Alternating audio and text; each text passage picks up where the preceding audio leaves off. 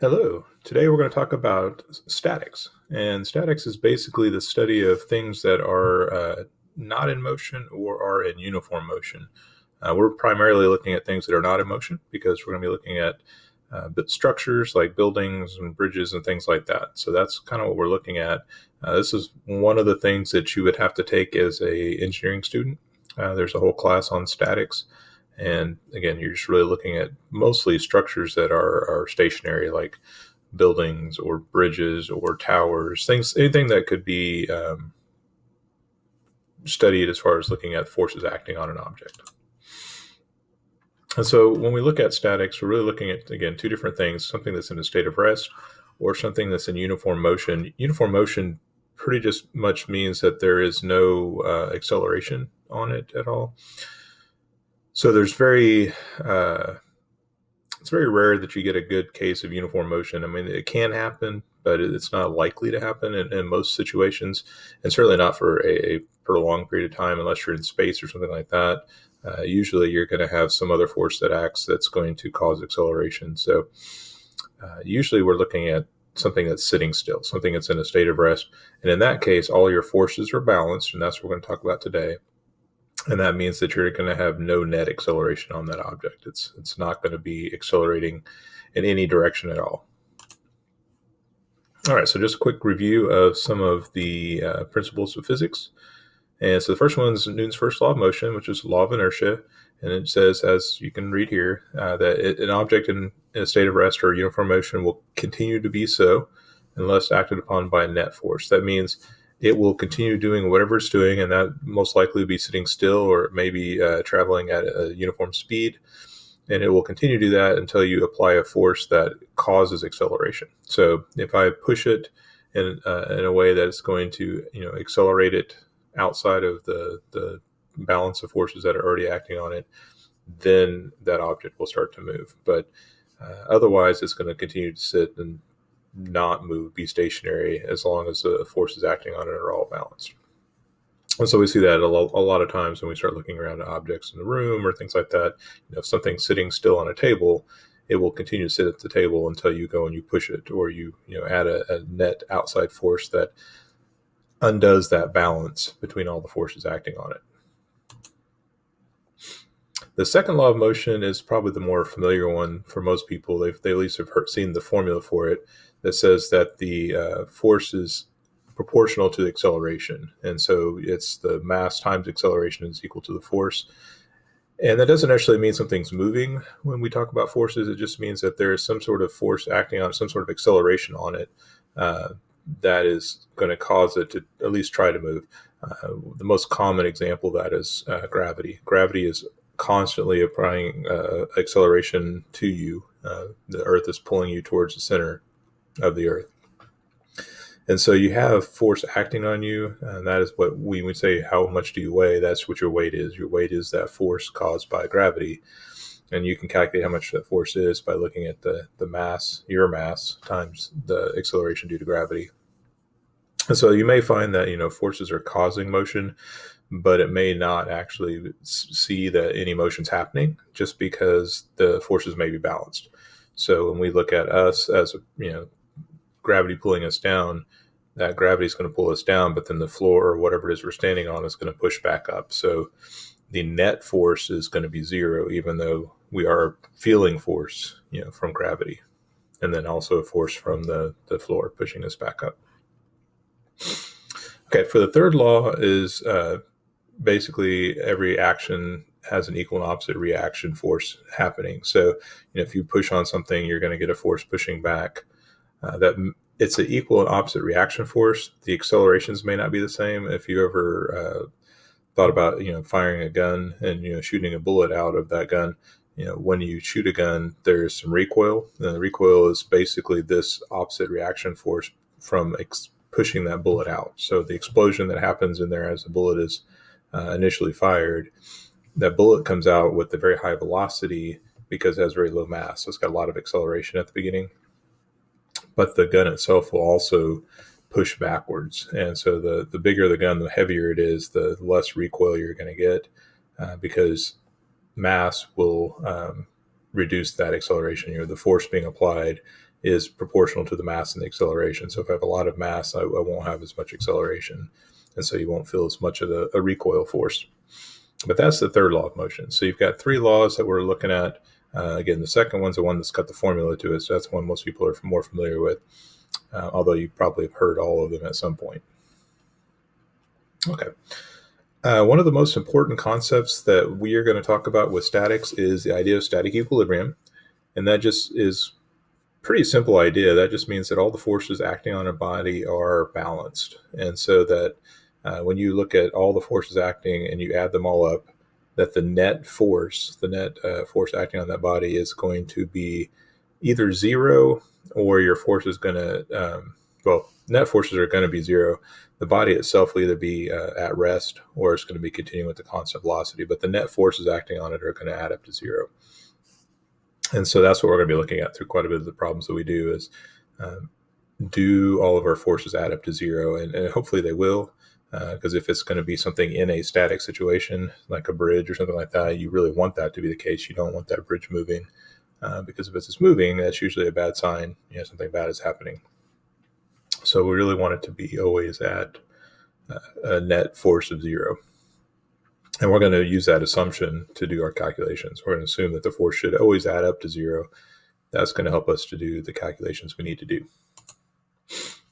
All right, so what does that mean? That means that when things are in equilibrium, that the sum of the forces in the x direction, so those forces horizontally, should all add up to zero.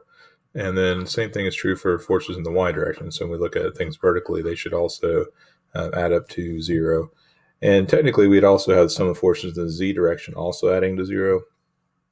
We're not going to look at anything three-dimensional in this class, although when you take statics in college, you will go into three-dimensional forces, and so that gets a little bit more complicated. But for us, we're going to keep everything in just two dimensions, x and y, and realistically, that's about as much as we're going to be able to handle at this point.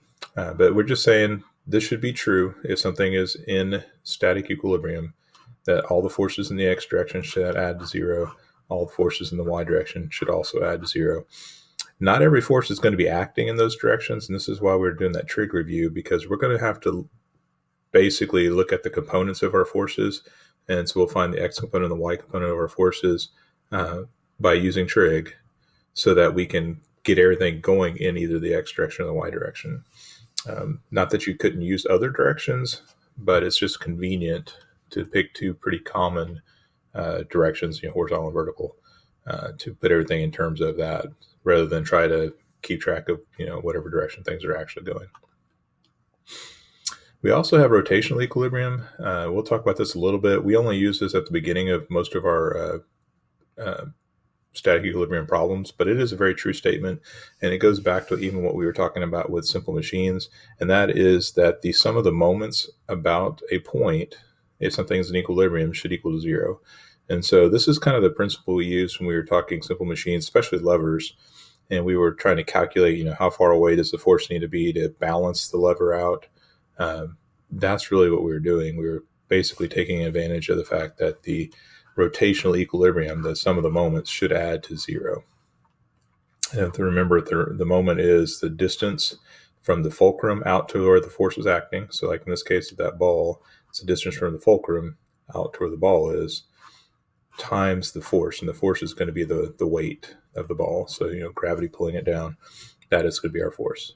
So in this case, if we were balancing this ball and these blocks, if it was balanced, if it was truly in rotational equilibrium, then the distance times force for the ball would equal to the distance times force for the blocks.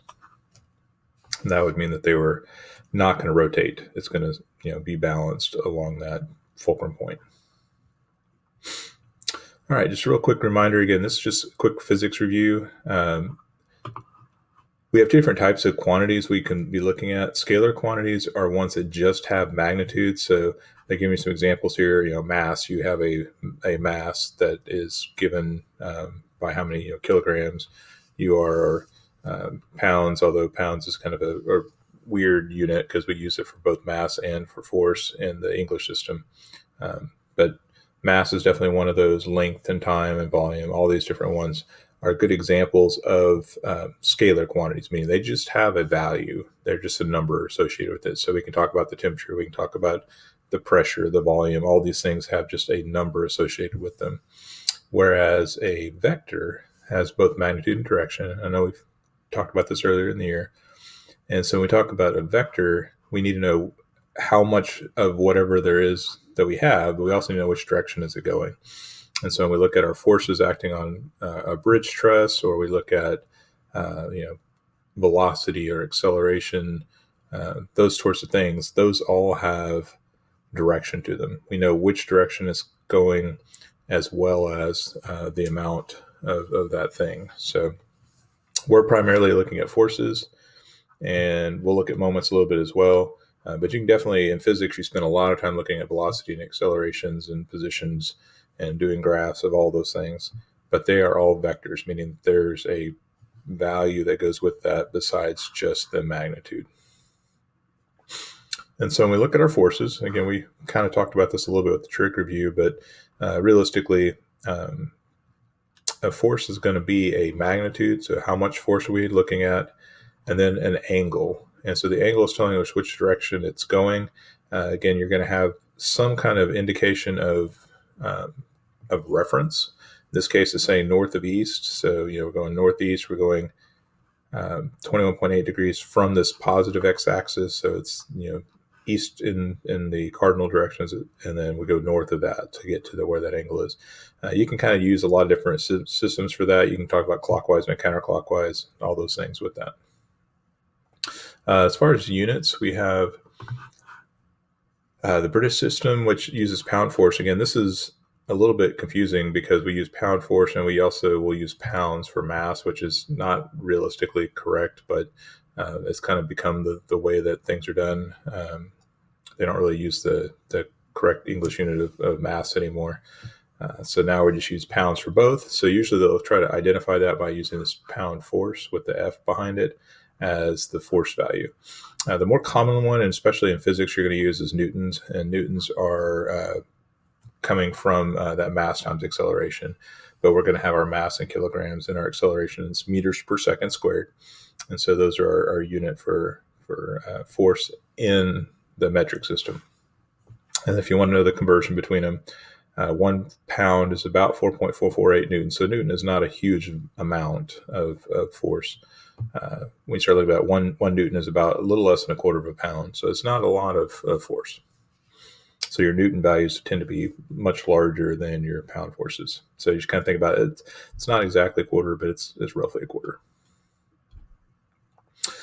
All right, so things that we want to remind ourselves of is that everything happens in pairs when we say something is in static equilibrium. So if there is a force acting on an object, there will be an equal and opposite force that will be counteracting that if we only have two forces. Now, if you have more than two forces, things get a little more complicated, but in the end, no matter what happens, all of the forces are going to eventually cancel out. But if we only have two, then they have to be going equal and opposite to each other. And so you see here vertically or horizontally.